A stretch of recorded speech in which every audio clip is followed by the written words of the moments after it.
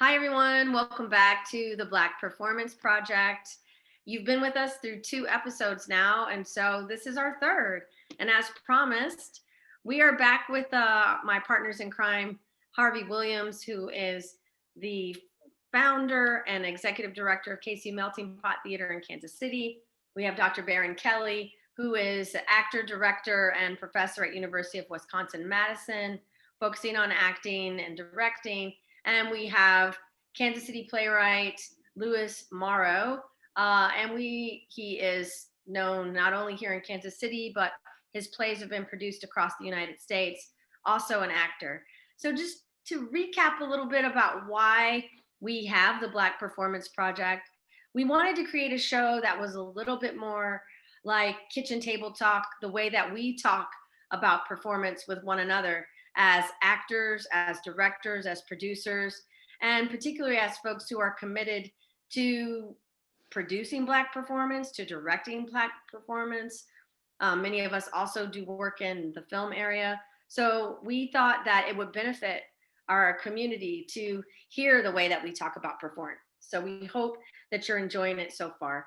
So today we're going to be talking about the kind of talk of the town, which is the United States versus Billie Holiday, the new film by Lee Daniels that dropped last weekend. And subsequently, we know that Andra Day, the lead who plays Billie Holiday, just had a huge upset and won the Golden Globe for Best Actress. And so we are going to take this up as our project today. So how's everyone? You doing all right? Good. Great. So we saw the film? Yes? Yes. First impressions? Shall we take a first impression and then segue to our clip, or you want to see the clip first? I'm following you because you don't wrangle me, remember? I am for all of you who don't know, the first episode, Harvey let us know that he will need a wrangler because he will often, shift the subject. So bear with us. You'll learn more about us as we go along. So I'm going to show the clip. I'm going to play a little official clip, and then from there we will kind of go in and talk about it. So. Don't you know who this is? She was thinking of something more special. I'm downright flashy, Ladies and gentlemen, Miss Billie Holiday. Reporters keep asking me, Billie, why you do the things you do? This is what I tell them. All love me. We love you. When I take NAACP says Billie Holiday is the voice of our people. I think we should integrate the audience for this show. Let's change it up a little bit. Blacks and whites sitting together. You knew what you were getting yourself into when you decided to come on the road. Get out my goddamn clothes. I'm gonna take everything except your bra and your man. Which one of my songs is your favorite song? Strange Fruit. Yeah, it's a song about important things, things that are going on in the country.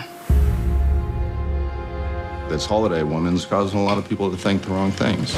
It's a starting gun for this so-called civil rights movement. Those lyrics provoke people. Y'all got a plan? She's a drug addict. Exactly. I cut Strange Fruit. I want to sing the damn song. It's for your own good, okay? I sing what the fuck I want.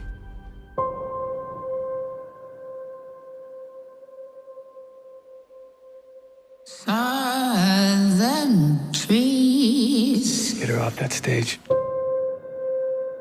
bear strange fruit. They won't let me sing nowhere. No clubs, no money, no nothing.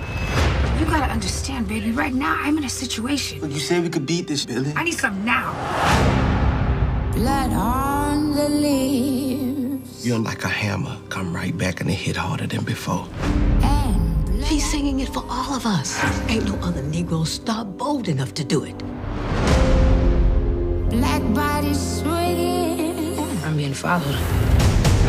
I'm not gonna cower to no feds. in the southern breeze. She's made something of herself, and you can't take it because she's strong, beautiful, and black.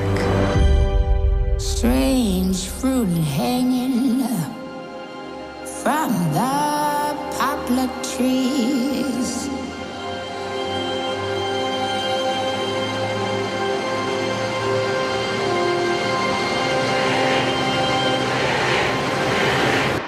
You think I'm gonna stop singing that song? You grandkids will be singing Strange Fruit. Great. So we have our clip, and there's a lot to take in there. And I think the trailers, they give you so much. And for many people, this will be their introduction to Billie Holiday as an artist. For many others, they have experienced her music and loved it for generations now. So, thoughts? I'll kind of kick it off. Of course, I'm old enough to remember Lady Sings the Blues. And immediately watching this, I mean, you got the same vibe, but all of a sudden it was just noticeable how authentic this was. All because of Miss Day. Because from the beginning, from the first shot of her, yeah, I mean, you could feel that aura there. That this was just not someone playing a part. Once again, this was someone who was becoming or had become or had channeled, whatever you want to call it, this person. And so that was the first thing that struck me was her, you know, how authentic it was coming from her, the whole performance. That's great. For those who don't know, our audience, I just do a little stitching there of Lady Sings the Blues. For some of our younger audience, maybe you've never seen this film. It's a film starring Diana Ross, also playing Billie Holiday. So I encourage you to go back into the archive. One of the things we do on the show is kind of connect the archive to the present performance. And so we encourage you to go back and watch it. Baron, what did you think?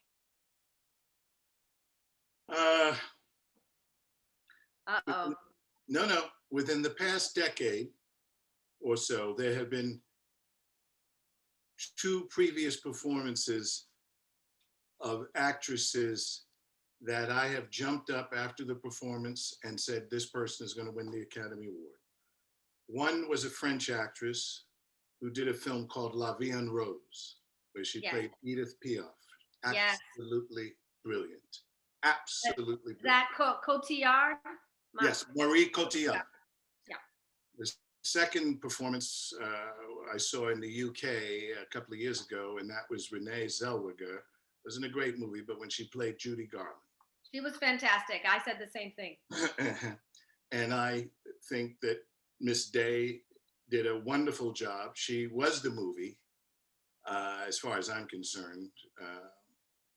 And she did, there were a few scenes that I marked down that I said, this is what the Academy was looking at when they probably voted to say that this actress here was worthy of the Academy Award. You know, but I have to. We haven't had the Academy Awards yet, so we're hopeful, right? I mean, you know, the Golden Globe. Sorry. Right. So Hollywood Foreign Press. Yeah. But from your mouth, I do say we could use that as a prediction. That I do think we'll see her name in the Oscar predictions. I think that should come true. Yeah.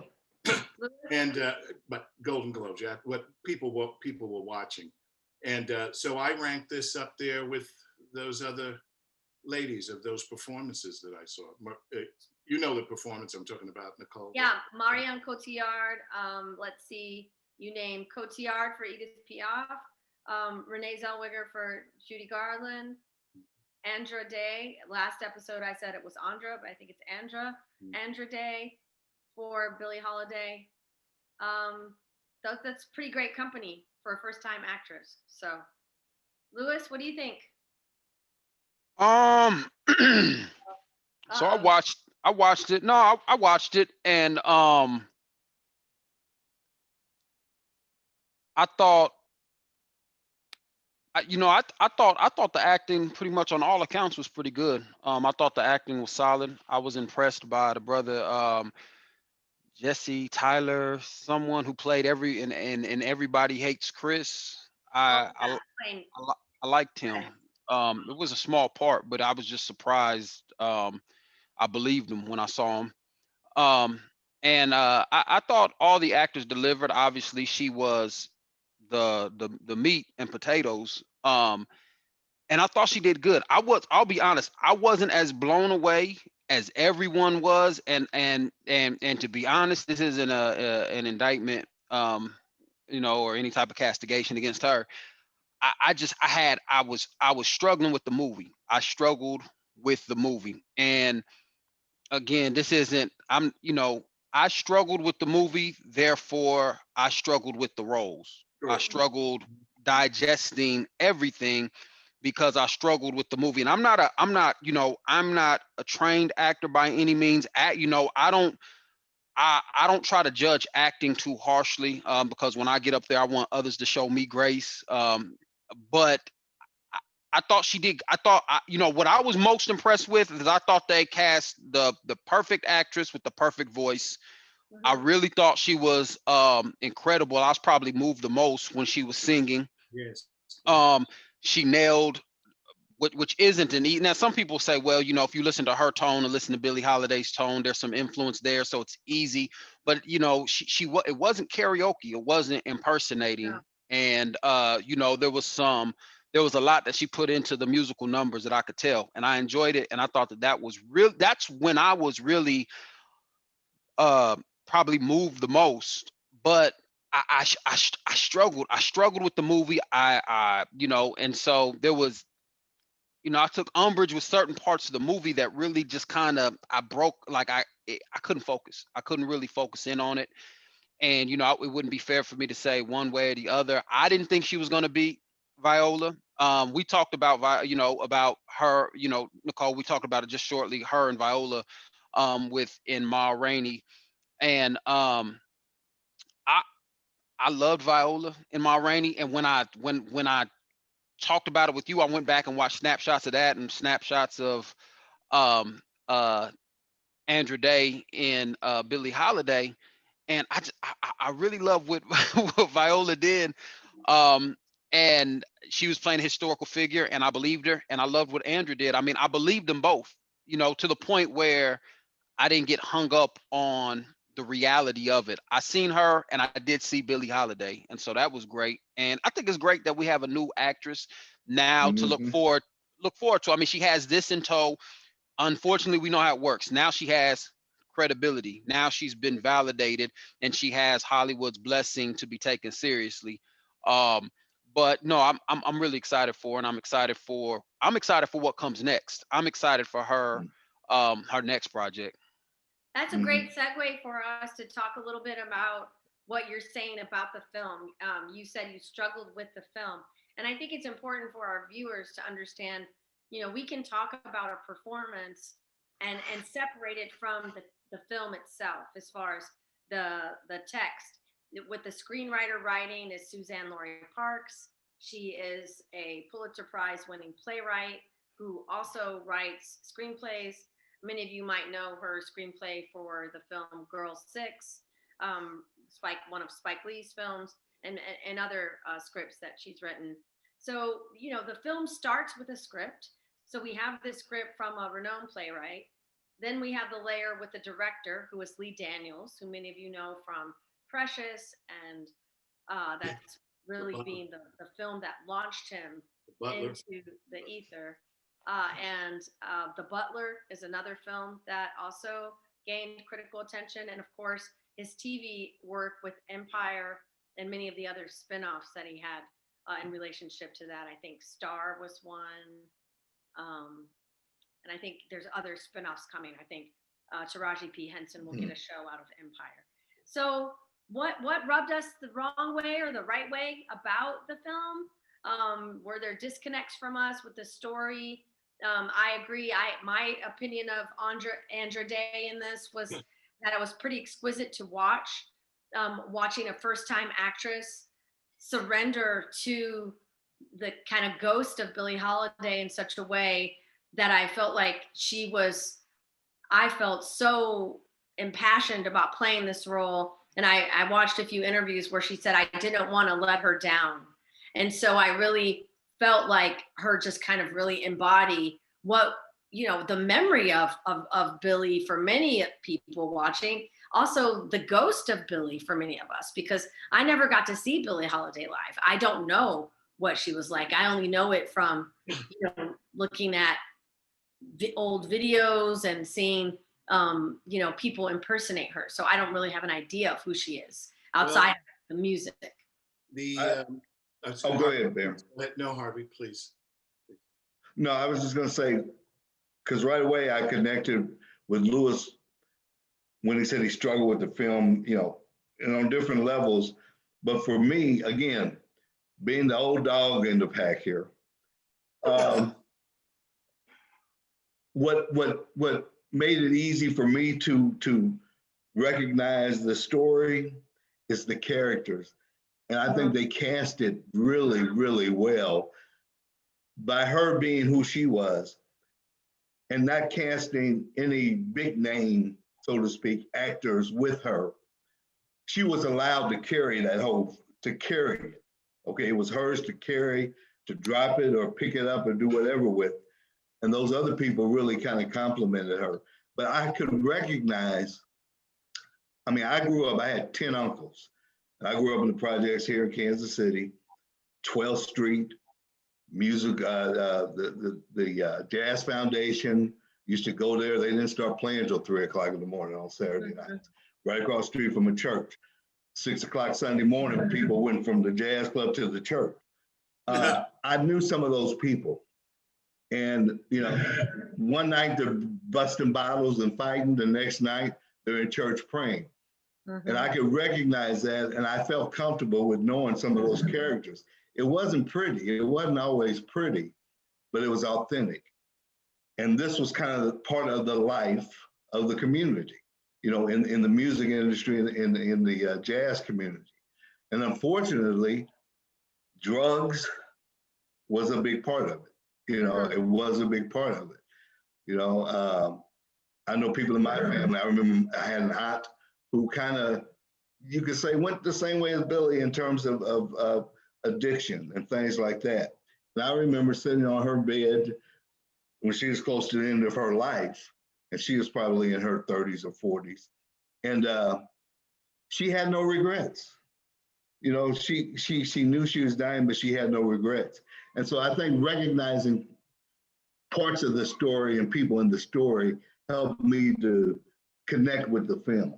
You know, really helped me to connect with the film. That's great. I think that, you know, tying that back to where we are of thinking about the story, what is it that took us out of the story, if anything? I found the script, you know, if you know Suzanne Lori Parks' writing style, you know, she's not a linear writer. She really writes in circles, if you will. And I think that there was some stream of consciousness moments where we got to kind of bend time and see, you know, inside Billie's world as it played out in her head. Some of that I thought was very effective. Some of it I thought was really challenging for us to follow, for people who are not familiar with the style of writing. Baron, what took you out of the story, or what affirmed you in the story? Harvey was talking about what really connected with him. What about you? Yes. Well, again, you know, from whatever I read about Holiday and that documentary that was on BBC, I mean, there was an element of her, obviously in her nature, that she had this masochistic streak that with going back to these particular men who were dealing with her, or what she was comfortable with. And that was brought out in one little scene outside the bus there when she told, you know, what's his name, Fletcher or whatever, that she doesn't know how to deal with this, and she goes with the other guy because that's what she's comfortable with. Actually, what took me out of the movie was I didn't understand Trevante Rhodes. I really was weak. I was like, what the hell is this? I didn't understand that at all. You didn't understand the character, or you didn't understand? Yeah, I didn't understand what he was doing and what, I mean, he's a nice guy. Are you talking about the actor or the character James Fletcher? Sorry, isn't that who he played? Trevante Rhodes played James Fletcher? Right. Yeah, I didn't know if you were saying, did you have a problem with Trevante Rhodes? Sorry. Yeah, with Trevante Rhodes. I wasn't impressed at all. As a matter of fact, I was more impressed with her posse. Her Miss what's it? Miss yeah, Miss Lawrence wonderful. Wow, fantastic. Wonderful. And you know, so but that took me out of it, you know, and but that's me. And I saw a lot of ADR work done in the movie. I mean, a lot of it was obvious, you know, the way that they added that extra dialogue in certain scenes. You know. And what is it, just for the audience that may be watching and doesn't know what ADR is? Animated or automatic dialogue recording, you know what I mean? Where you go back, and if there's noise that's interrupting the dialogue or it's not clear enough, they go back and they tape over it, you know, a clean cut. And sometimes add dialogue. You know. The actor has to go back in and kind of match the dialogue, for those who don't know. Yeah, I think it's important to give flowers to the folks that are there. Miss Lawrence, who also starred on the show Star and had a great part on that, which is another wonderful, absolutely wonderful. Played Miss Freddie. Natasha Lyonne as Tallulah Bankhead. Trevante Rhodes, you had your critique of his work. I loved him in Moonlight, and I'm looking forward to, you know, Jimmy Fletcher is a hard role to play kind of the demon of the story. So well, no, the white FBI agent is supposed to be the demon, really, and he was like a two-dimensional character. I mean, you know, as far. Yeah, I think there was some something really interesting about the way that this was written, right? So Divine Joy Randolph as Rosalind, Eric LeRae Harvey, some really great actors. Leslie Jordan as Reginald Lord Divine in the interview scenes was really, really great. Let's segue to a little bit what Lewis is talking about, or what resonated with you, or what did rub you the wrong way with the story as you were talking about your impression. Right. I mean, I'm in agreement. I did think it was cast well. I understand what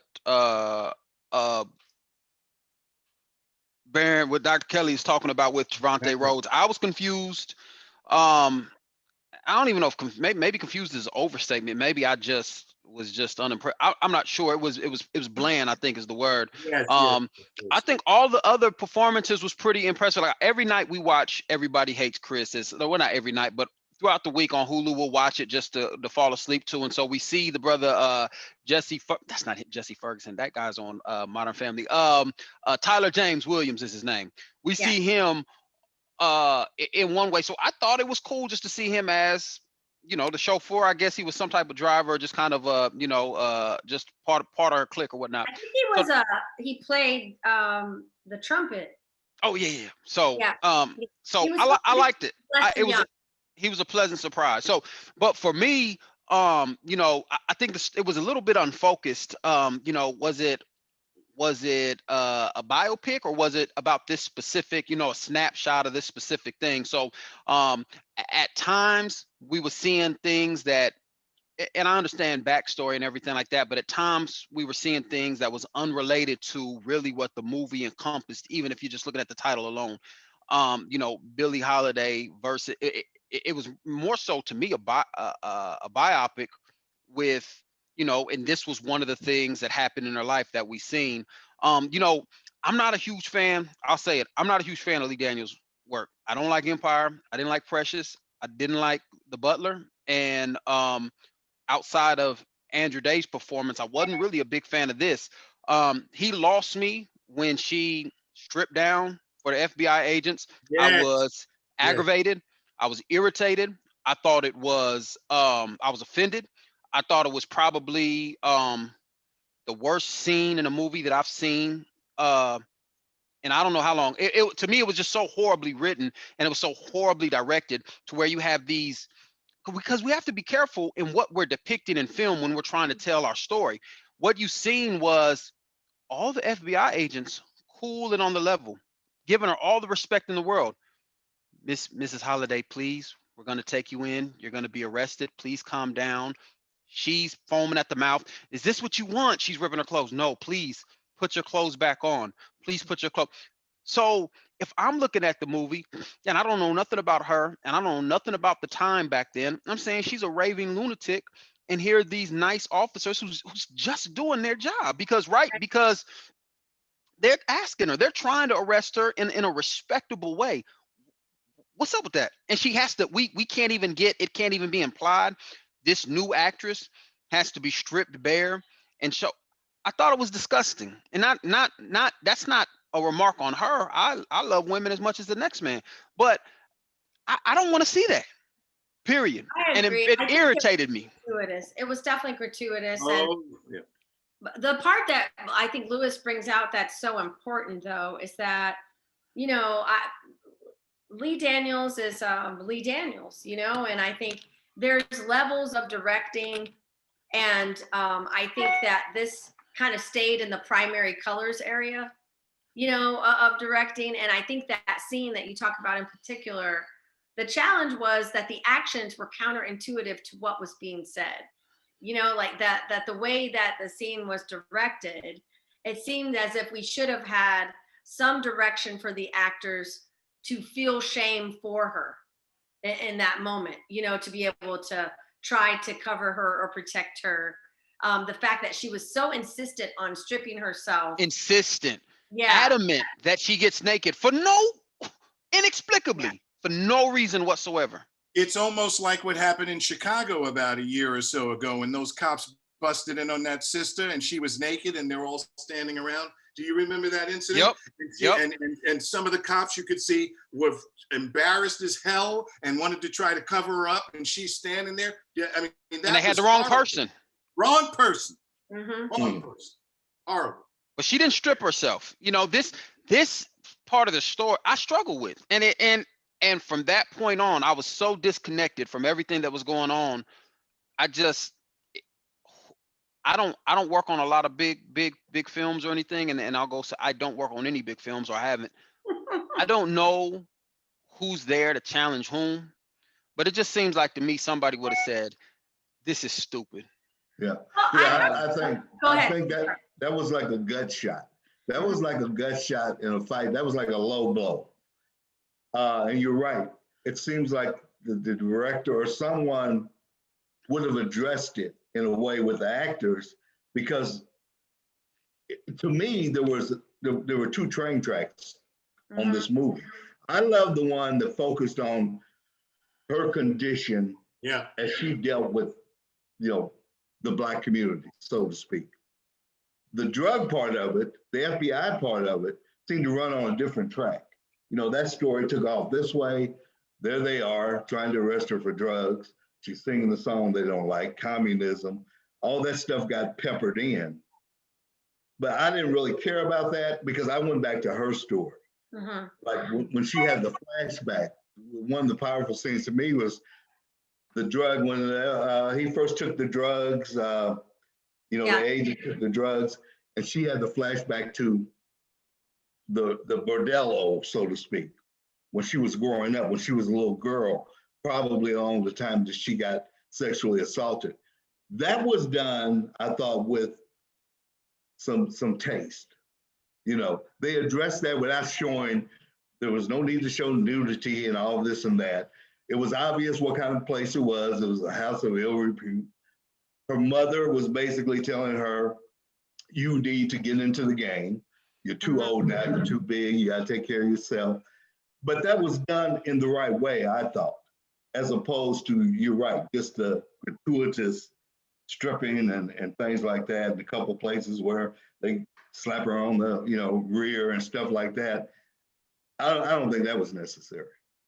Can I ask a question? Now, I love women just as well as the next man, but there are a couple of scenes, or maybe two or three, in these sex scenes where, to be real, she took it from behind or whatever, and then she's turned around. You know what I mean? And I said to myself, what the hell is that about? I mean, you know,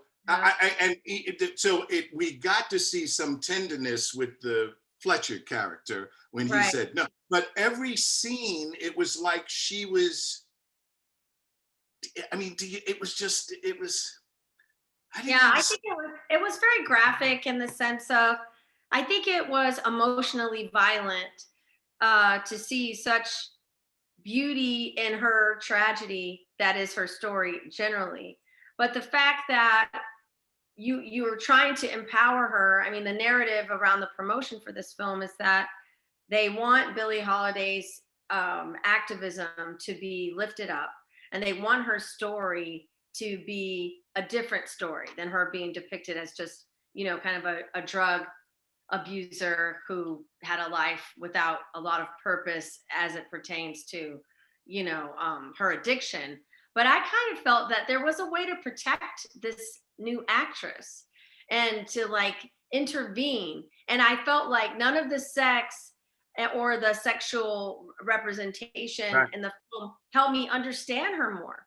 I mean, at all. And then on top of it, we got to see a woman be kicked and on the ground like a dog. And so for me, whether that happened or not, there is a choice of the director to say, in my version, I'm going to say no. Right. Because to further that point, with these sex scenes, which are almost violent, which are just over the top, here's the thing, and this is why I take huge issue with. So they portray it in a way to where we have no option but to feel as if this was her torturing herself with this type of behavior. Well, this is why I take issue. It's 2021, right? Right. Women then and women now can go out there and have all sorts of wild sex with however many they want and not have to carry a burden, or it doesn't have to be the baggage of I'm torturing myself. This could this is just a choice, because if it was a brother in that position, we're not questioning. This dude is living the life. He's on the road. He has, you know what I mean? And so I understand that we're conditioned to believe that a man does that is sowing wild oats. A woman is doing it, is harming herself. She has father issues. She was abused and all these things. But here's someone who, and you said the word protecting the actress, which I agree with. But man, who's going to protect also Billie Holiday? Why are we doing that? Why are we? I mean, this is an assault on her to me, in that we're showing these intimate things in this way. Maybe she enjoyed these aggressive type situations, and by all means she has the right to do so, but we blast it on screen and show it as one of her afflictions. That's and it's unfair, and it's uncalled for, and it's unnecessary. If you wanted to show her torturing herself, let's go with the documented drug use. Okay. And she admitted, I mean, they did that without, I guess, even thinking about it. They didn't need to do all the other stuff, because when she told him, I'm just used to being loved a certain kind of way, that explained it all right there. Right. Part of that was, I'm used to drug induced and this and that. And this is the way I'm used to having things. But you didn't need to show, all that different stuff. She can express that through conversation. If she even, is that even documented in her autobiography? I mean, is this a document? We know that, she lived the life that she lived, but are these conversations, these personal conversations, these admissions that is this documented? Otherwise, what's going on? Well, like, I don't. It's a selective, to build this narrative. We just kind of take it back to the story for the audience. You choose what to put in a screenplay, right? I mean, so Lewis, you're a screenwriter. Harvey, you're a screenwriter. I dabble from time to time. I say, but for example, I'm doing a bio play on Eartha Kitt right now. And so I'm listening to all of her interviews, and I, as the author, get to decide what I want to put in my play about Eartha Kitt. So if I choose to only put the destructive pieces that Eartha has about herself, that's a choice. And so I guess for me, this is what I'm wondering, we have a really empowered writer. Why do we choose to have this representation of violence against her in this? Because now we have a woman who's writing it. So that was very confusing to me. Because we have to, for Black art, for whatever reason. I'll give you a perfect example. Daniel Day-Lewis was in Lincoln, won an Oscar. Lincoln, we really got, you watch that and you have the feeling this was a man for the people. Thank you, Daddy Lincoln. But if you do your research on Lincoln, you really know that he didn't really give a damn whether we were enslaved or not. What we do give him credit for is having the knowledge to say, well, listen, what's I guess whatever's going to help the country, you know what I mean? Then I'm with it. And you know, it's almost like a parent that says, I don't care who did it. Don't tell, just fix it. You know, I don't care. He didn't care. He said it. That's one of his statements, right? That they don't cover. If I have to enslave, if I never have to free one slave to, you know, preserve the country, I won't free a slave. If I got to free them all to preserve the country, I'll free them all. Okay. But we can do Lincoln and have him be a hero throughout. There's no microscope to say, oh man, we made him a hero. We were afraid to show his flaws. But every time we do Malcolm, every time we talk about Martin, every time we talk about Billie Holiday, every time we talk about any Black person, we have the onus. We have to, for them or whoever they may be, we got to show their flaws too. Otherwise, we're painting them as a perfect person. But if their flaws isn't relevant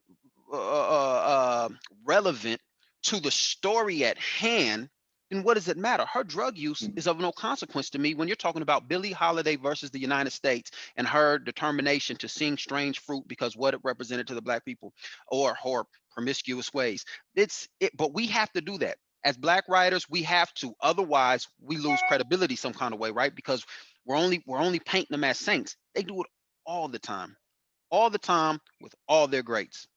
I think it lends itself as a great point into, you know, this type of debt that people feel that somehow, you know, we don't want to appear biased in our storytelling. We want to kind of show how equitable we are as writers. And I don't know if I feel that at all. I think that, you know, to segue a little bit out of this point, I think there is a lot of superfluous amount of sex and violence here that I think just detracts from the larger story. And instead of us focusing on the government and the ridiculous nature of the ways that Black performing artists were tracked and followed and hounded by the FBI, and files were kept on them. They were followed to their homes. They were eavesdropped upon with recordings. I mean, I think that's the part of history that I think I would have loved to see more unraveling of how invasive this was, where you actually got into the psychosis of how people were living their everyday lives. Yeah. And also what she did with what Ms. Day did with the role, the layers came out when she was singing, or the songs, right? Of these different colors and textures of what she was trying to convey in these songs. And some of the other stuff, what I missed also with the behind the scenes stuff, I missed the way that musicians, I mean, you got a little bit of the Prez talking about, you know, a C chord here. I mean, you know, but what did she have to really struggle with as an artist? You know what I mean? Instead of sacrificing it for all of the, you know, what we're talking about here, all of this other super. Yeah, you take out. If you go in and you take out, literally, take out all the nudity in that film, the film was just as strong without it. And in fact, with it in there, it detracts from the powerful story. You know, it's exhibitionism. It's ooh, you know, the peep show kind of thing, voyeurism, whatever you want to call it. It was not needed. It just wasn't needed for this story. It was not needed. Well, I agree. I think that, we all agree that we thought it was gratuitous and we would have liked to see a different turn. I think as we segue into the last segue of the show, about Andra and this tremendous supporting cast, I think, do you have a standout supporting actor here that really just caught your eye or drew your attention to their performance? I thought it was good. Yeah, I liked Lester. Who is it that played Lester Young? I can't think of his name. From Everybody Hates Chris. Yeah. He was impactful. His chemistry with her on the film was impactful, and like I said, the rest of the ensemble or the crew or whatever, I think was just very complimentary of the power that she commanded playing the role she was playing. And so from that standpoint, I think it was a win all the way around for all the actors that were involved with it, for what they did and what they ended up overall, story that they ended up telling. But she was just the right place, the right time, the right person for that role. And I think it's representative of, we have a few representations of this in Hollywood over time. We've seen A Star is Born being one of Barbra Streisand. We've seen more recently, we've talked about Judy Garland and Renee Zellweger and that beautiful performance as Judy Garland. We've seen Jamie Foxx and Ray, where the skill sets and the experience of the performer lines up with the bio stories that of the people they're playing in kind of magical ways. And I think, my question is, I hope that will she be a one-hit wonder? I hope that I understand she had a great acting coach for this, and I will give the credit to Lee Daniels for being able to direct her in a way that helped her bring this performance out. I think there's a lot of aesthetic things that Daniels does in this that's very busy, but Daniels has, to me, a very 1980s aesthetic, Aaron Spelling-esque aesthetic that kind of dates back to that Dynasty era, Knots Landing. It's very, soap operatic, in a way, the way he tells stories.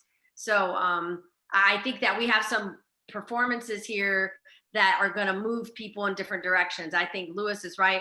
Tyler James is great to watch, and watching him grow up on television from Everybody Hates Chris to doing this work, I think it's exciting to see him. I think we had a couple other performances that I think that, as we said, the cast was great. Some pop outs for me was Miss Lawrence. I wouldn't be surprised if we saw a Best Supporting nomination on this as a surprise, like for everyone to go, oh my God, I can't believe it. I think we could see one for Miss Lawrence. I think that Leslie Jordan is another interesting performance, playing the Reginald Lord Divine, the interviewer. So that was pretty cool too.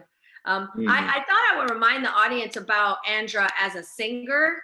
I was going to play a little clip from one of her more. Can you do that, Nicole? Let me just add something while people are listening. Yes, absolutely. If the audience wants to see a wonderful performance, which they've probably forgotten, and I don't know why this actress has not worked, is the young lady who played Jamie Foxx's mother in Ray. She had a small part. She was terrific in that role.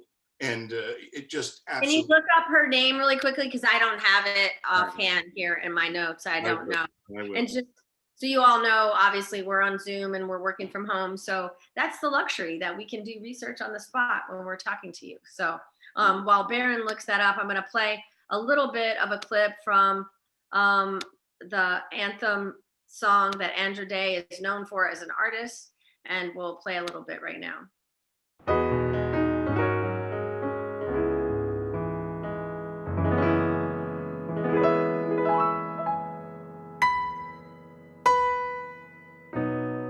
You broken down and tired of living life on a merry-go-round, and you can't find a fighter, but I see it in you, so we're gonna walk it out. Move mountains, we're gonna walk it out.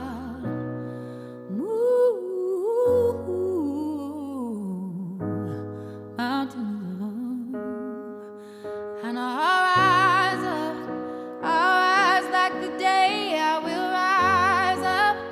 I'll rise unafraid. I'll rise up, and I'll do it 1,000 times again for you.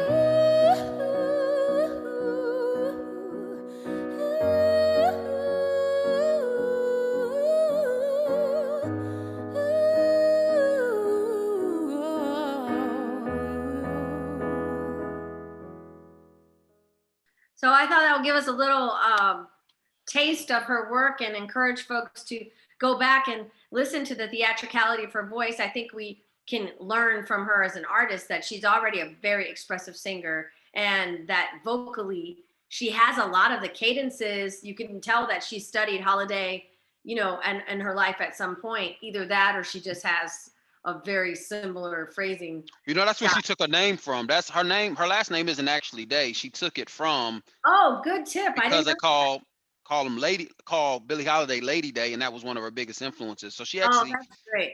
took her stage name. So it's all, you know, destiny that she got this, you know, role. And to your point, I hope it isn't a one-hit wonder, because it kind of falls in her wheelhouse with, you know, obviously her musicality and whatnot. But winning these awards, I think it's at least, you know, she's earned the right to, you know, to get the benefit of the doubt and get some more work thrown away. Like I said, this is what I'm most excited about, seeing what kind of roles she can land now.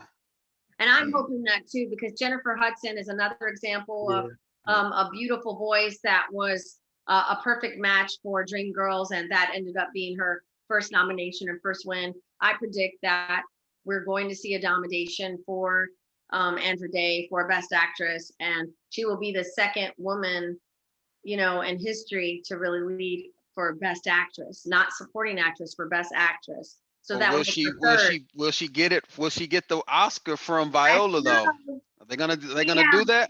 We have Hattie I think Daniel, Halle Berry.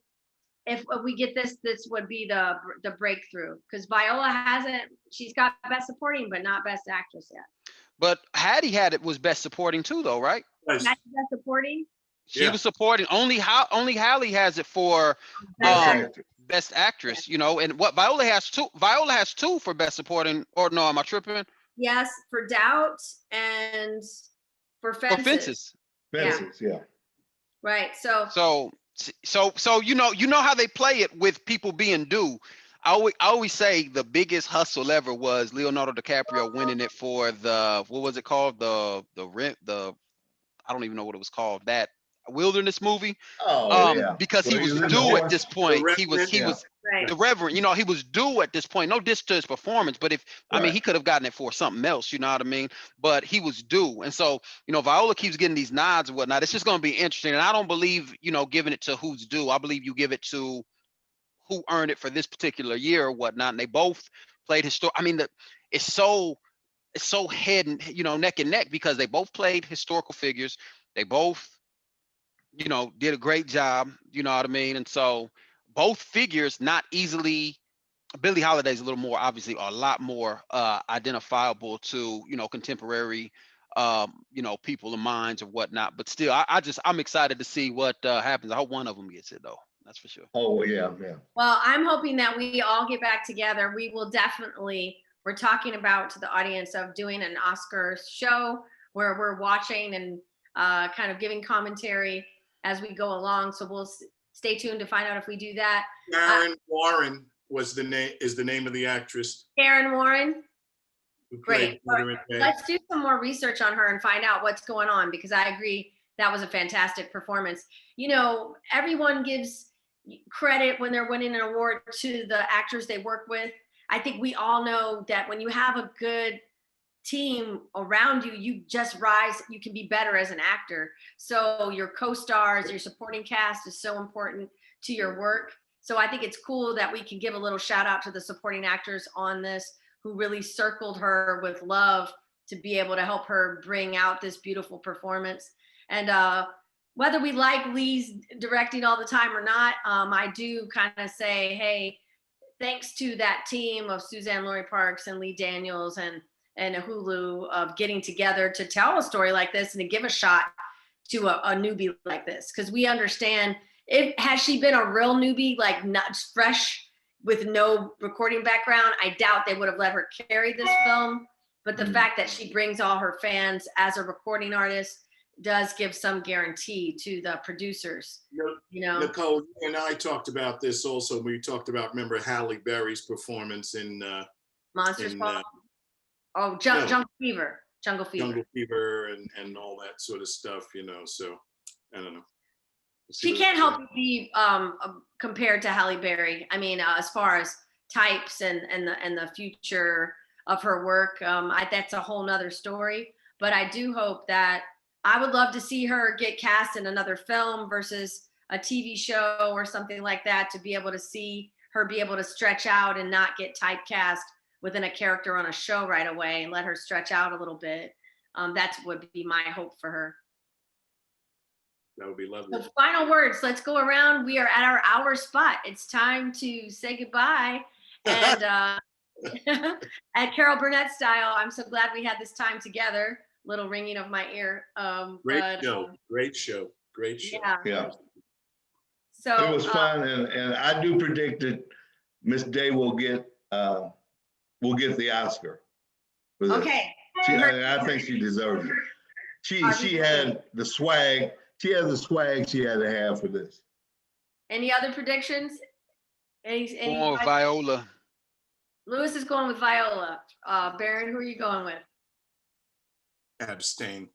He abstains.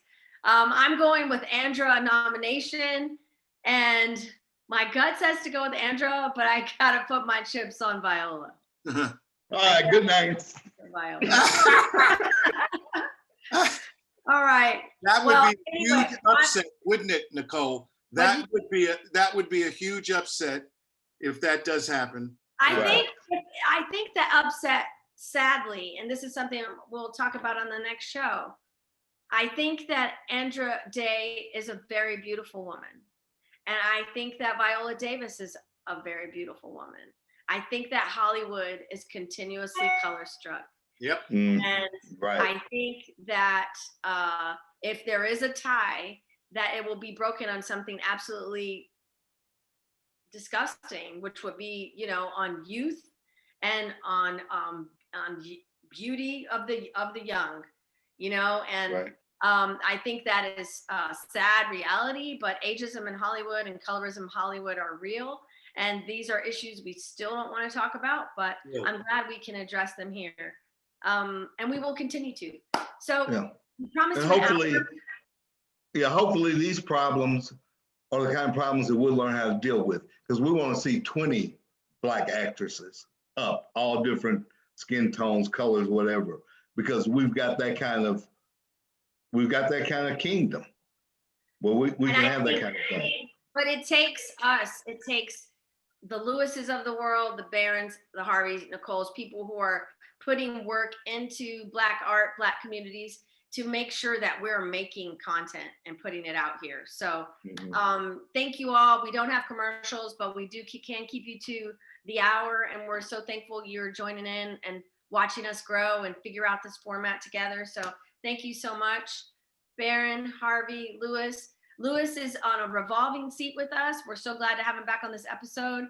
And hopefully, if he has time, he'll come back again. And we are thankful that he's here and thankful to all of you for watching. Until then, next episode, thank you so much.